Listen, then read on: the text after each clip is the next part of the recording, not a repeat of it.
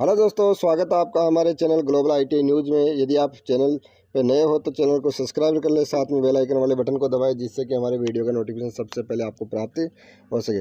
आज हम लेकर आए हैं इलेक्ट्रीशियन मॉडल पेपर नंबर 4। तो चलो शुरू करते हैं आज का पहला क्वेश्चन। मेटल रेक्टिफायर में कितने वोल्टेज तक एसी को डीसी में परिवर्तन किया जाता है? तो मेटल रेक्टिफायर, सबसे पहले रेक्टिफायर कहते किसे हैं? तो रेक्टिफायर कहा जाता है एसी को डीसी में बदलने वाली युक्ति को रेक्टिफायर कहा जाता है। तो मेटल रेक्टिफायर जो होता है वो निम्न मान की वोल्टेज तथा निम्न मान की विद्युत धारा को एसी को डीसी में बदलता है। निम्न मान यानी 18 वोल्ट और निम्न करंट 0.5 एम्पियर। तो इस प्रकार क्वेश्चन पूछा गया है, मेटल रेक्टिफायर में कितने वोल्टेज तक एसी को डीसी में परिवर्तन किया जाता है? ए है हमारा 16 वोल्ट, बी है 15 वोल्ट, सी है 17 वोल्ट और डी है 18 वोल्ट। तो सही आंसर क्या होगा? 18 वोल्ट। देखते हैं नेक्स्ट क्वेश्चन। मेटल रेक्टिफायर में कितने धारा तक एसी को डीसी में परिवर्तन किया जाता है? पिछले क्वेश्चन में हमने देखा कि मेटल रेक्टिफायर में वोल्टेज का मान पूछा गया था। सेकंड क्वेश्चन में हमें धारा का मान पूछा गया है। तो जैसा कि आपको अभी बताया कि मेटल रेक्टिफायर उसे कहा जाता है जो निम्न मान की धारा या निम्न मान के वोल्टेज को एसी से डीसी में बदलता हो, उसे क्या कहा जाता है? मेटल रेक्टिफायर कहा जाता है। तो ए है 0.5 एम्पियर, बी है 0.4 एम्पियर, सी है 0.6 एम्पियर और डी है 0.4 एम्पियर। तो सही आंसर होगा हमारा ए, 0.5 एम्पियर। देखते हैं नेक्स्ट क्वेश्चन। यदि शंकु के आकार वाले किसी धात्विक चालक को विद्युत स्रोत के श्रेणी क्रम में संयोजित कर दिया जाए तो उस चालक पर विभव तीव्रता का मान आधा रहे की अपेक्षा शीर्ष में अधिक होता है। इस सिद्धांत पर कौन सी मशीन काम करती है? तो इस सिद्धांत के ऊपर जो मशीन काम करती है उस मशीन को कहा जाता है, कौन सी मशीन? उस मशीन को कहा जाता है हमारा मेटल रेक्टिफायर। तो ए है कन्वर्टर, बी है एमजी सेट, ए कन्वर्टर, बी एमजी सेट, सी है हमारा मेटल रेक्टिफायर और डी है इन्वर्टर। तो सही आंसर क्या आएगा? Metal rectifier. यानी मेटल रेक्टिफायर उसे कहा जाता है जो निम्न मान की वोल्टेज 18 वोल्टेज तथा निम्न मान की विद्युत धारा 0.5 एम्पियर को एसी से डीसी में परिवर्तन किया जाता है, उसे ही मेटल रेक्टिफायर कहा जाता है। ये किस सिद्धांत पे कार्य करती है? शंकु के आकार वाले किसी धात्विक चालक को विद्युत स्रोत के श्रेणी क्रम में संयोजित कर दिया जाए तो यह पाया जाता है कि उस चालक पर विभव तीव्रता का मान आधार की अपेक्षा शीर्ष पर अधिक होता है। इसी सिद्धांत पे हमारा मेटल रेक्टिफायर कार्य करता है। देखते हैं नेक्स्ट क्वेश्चन। मेटल रेक्टिफायर में गोल अथवा आयताकार चकती किसकी बनी होती है? ए तांबे की, बी एल्यूमिनियम की, सी लोहे पदार्थ की और डी ए व बी दोनों। तो सही आंसर है यहाँ पे डी, ए व बी दोनों। यानी मेटल रेक्टिफायर में जो गोल अथवा आयताकार चकती होती है वह तांबा तथा एल्यूमिनियम की बनी होती है। तो सही आंसर क्या है हमारा? डी। देखते हैं नेक्स्ट क्वेश्चन। मेटल रेक्टिफायर मुख्यतः कितने प्रकार के होते हैं? ए है 3 प्रकार के, बी है 2 प्रकार के, सी है 5 प्रकार के और डी है 6 प्रकार के। तो मेटल रेक्टिफायर मुख्यतः 2 प्रकार के होते हैं। कौन कौन से? एक सिलीनियम मेटल रेक्टिफायर और एक कॉपर ऑक्साइड मेटल रेक्टिफायर। तो इस प्रकार हमारे रेक्टिफायर कितने प्रकार के होते हैं? 2 प्रकार के। तो सही आंसर क्या हो जाएगा? बी। देखते हैं next question. Copper oxide metal rectifier की बड़ी चकती को कितने डिग्री सेंटीग्रेड पर गर्म किया जाता है? ए है 1000 डिग्री, बी है 900 डिग्री, सी है 500 डिग्री और डी है 2000 डिग्री। तो कॉपर ऑक्साइड मेटल रेक्टिफायर की बड़ी चकती को हमेशा 1000 डिग्री सेंटीग्रेड पर गर्म किया जाता है। तो सही आंसर क्या है? ए। देखते हैं next question. Copper oxide metal rectifier में गर्म चकती को ठंडा करने पर उसके ऊपर क्या जम जाता है। यानी जब भी कॉपर ऑक्साइड मेटल रेक्टिफायर की गर्म जो चकती होती है उसको ठंडा करने पे उसके ऊपर क्या जमा हो जाता है। तो ए है तांबा, बी है एल्यूमिनियम, सी है लोहा पदार्थ और डी है कॉपर ऑक्साइड। तो सही आंसर है हमारा डी। जब भी हम कॉपर ऑक्साइड की मेटल रेक्टिफायर को गर्म चकती को ठंडा करते हैं तो उसके ऊपर कॉपर ऑक्साइड की परत जमा हो जाती है। तो सही आंसर क्या है, डी। देखते हैं next question. Selenium metal rectifier में ऊष्मीय प्रक्रिया से बड़ी चकती पर क्या जम जाता है। ए है सिलीनियम, बी है एल्यूमिनियम, सी है लोहा पदार्थ और डी है तांबा। तो सही आंसर क्या है, ए सिलेनियम। देखते हैं next question. Copper oxide metal rectifier व सिलीनियम मेटल रेक्टिफायर में किसकी दक्षता अधिक होती है। ए कॉपर ऑक्साइड मेटल रेक्टिफायर की, बी सिलीनियम मेटल रेक्टिफायर की, सी दोनों की समान और डी है कोई नहीं।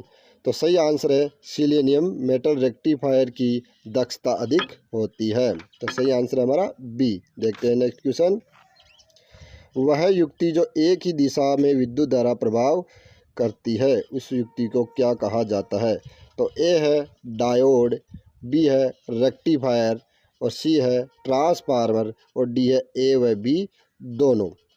तो यहाँ सही आंसर होगा हमारा डी, ए व बी दोनों, क्योंकि डायोड हमेशा एक दिशा युक्ति होती है, धारा का एक ही दिशा में प्रभाव करती है। रेक्टिफायर भी डायोड को ही कहा जाता है, एसी को डीसी में बदलने वाली युक्ति को। तो सही आंसर क्या हुआ हमारा डी। देखते हैं नेक्स्ट क्वेश्चन। निम्न मशीन में से कौन सी मशीन में समकालिक मोटर और डीसी जनरेटर के कार्यों का संयोजन होता है। A MG set, B rotary converter, C समकालीन मोटर और डी है ब्रूस रहित प्रत्यावर्तक। तो यहाँ पूछा गया है निम्न मशीन में से कौन सी मशीन में समकालीन मोटर और डीसी जनरेटर के कार्यों का संयोजन होता है। तो सही आंसर है हमारा बी रोटरी कन्वर्टर। देखते हैं नेक्स्ट क्वेश्चन। एक इलेक्ट्रॉनिक डिवाइस जो दृष्टि धारा को प्रत्यावर्ती धारा में बदलता है उसे कहा जाता है। ए है कन्वर्टर, बी है रेक्टिफायर, सी है इन्वर्टर, डी है डायोड।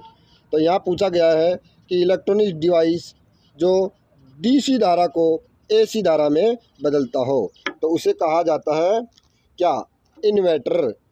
यहाँ पे कन्वर्टर एसी को डीसी में बदलता है, रेक्टिफायर भी एसी को डीसी में बदलता है, डायोड भी एसी को डीसी में बदलता है, जबकि इन्वर्टर हमेशा डीसी विद्युत सप्लाई को एसी विद्युत सप्लाई में बदलता है। तो सही आंसर होगा हमारा सी। देखते हैं नेक्स्ट क्वेश्चन।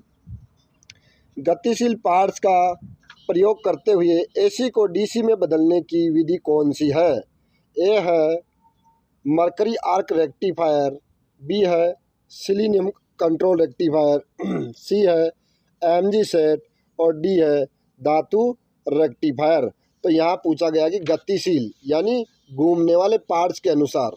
तो यहाँ घूमने वाले पार्ट्स के अनुसार हमारे पास में एक ही रेक्टिफायर ऐसा है जो एसी को डीसी में बदलने का कार्य करता है, उसे कहा जाता है एमजी सेट। तो सही आंसर है सी।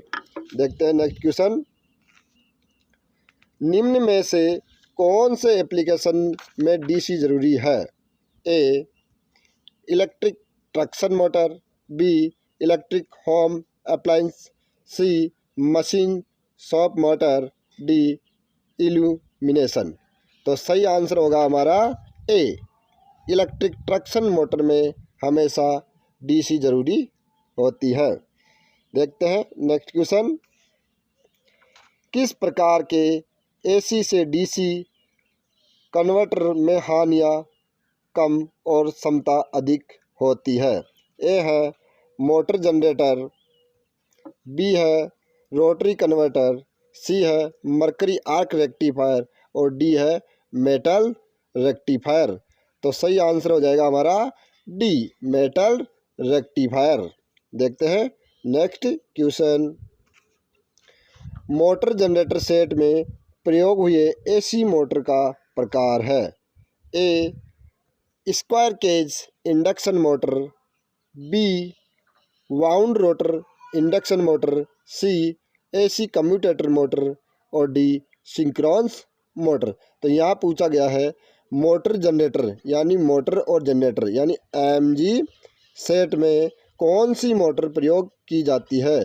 तो उस मोटर को कहा जाता है स्क्वायर केज इंडक्शन मोटर। तो सही आंसर है ए। देखते हैं नेक्स्ट क्वेश्चन। Question number 17। एक सिलेनियम दिष्टकारी के लिए एक फेज एसी वोल्टता का इनपुट मान होना चाहिए। ए पूर्ण भार धारा का 10%, बी डीसी आउटपुट से 10% अधिक, सी डीसी आउटपुट से 10% कम और डी है डीसी आउटपुट के तुल्य। तो सही आंसर होगा बी, डीसी आउटपुट से 10% अधिक। देखते हैं क्वेश्चन नंबर 18। दिष्टकारी में होते हैं ए ब्रुश, बी डायोड, सी सेल और डी इनमें से कोई नहीं। तो दिष्टकारी में हमेशा प्रयोग किए जाते हैं डायोड। तो सही आंसर है बी। देखते हैं नेक्स्ट क्वेश्चन। एक पंखे के नियंत्रक में प्रतिरोधक तत्व प्रयोग किया जाता है। ए टंगस्टन, बी कार्बन, सी यूरेका, डी नाइक्रोम। तो पंखे के प्रतिरोधक यानी रेगुलेटर में जिस प्रतिरोध का प्रयोग किया जाता है उसे कहा जाता है यूरेका। तो सही आंसर होगा सी। देखते हैं नेक्स्ट क्वेश्चन। सिनेमा प्रोजेक्टरों का आर्क लैंप कौन से करंट पर काम करता है। ए डीसी पर, बी एसी पर, सी कोई नहीं और डी है ए व बी दोनों। तो सिनेमा प्रोजेक्टर का आर्क लैंप हमेशा डीसी करंट पर कार्य करता है। तो सही आंसर क्या हुआ ए। धन्यवाद दोस्तों। जल्दी हम इलेक्ट्रीशियन थ्योरी का मॉडल पेपर 5 लेकर आएंगे।